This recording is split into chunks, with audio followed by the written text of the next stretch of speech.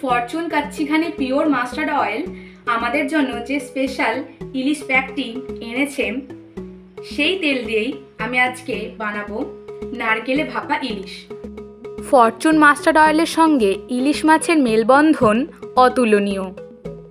এই তেলের স্পর্শে ইলিশ মাছ কীভাবে হয়ে উঠবে স্বাদের সেরা, চলুন দেখে নেওয়া যাক।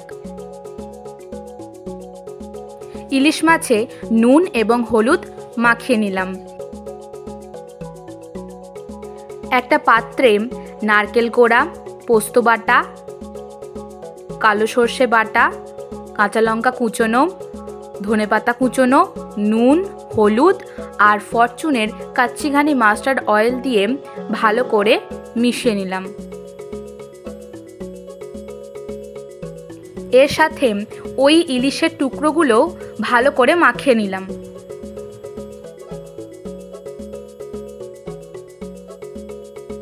একটা গোটা নারকেলের মাথার দিকটা অল্প করে কেটে নিয়ে ভেতরটা কুড়িয়ে নিয়েছি। এই নারকেলের মধ্যেই ইলিশ নারকেলের যে মিশ্রণটা ছিল সেইটা সাবধানে এর মধ্যে ভরে দিলাম। ফরচুনের সর্ষের তেলটা এর ওপর ছড়িয়ে দিলাম আর দিলাম দুটো চেরা কাঁচা লঙ্কা। আগে থেকে বানানো আটার লেচিটা ভালো করে লম্বা করে নিয়ে এই নারকেলের মালার ওপরে আটকে দিলাম আর নারকেলের এই বাকি অংশটা এর ওপর চাপা দিয়ে দিলাম।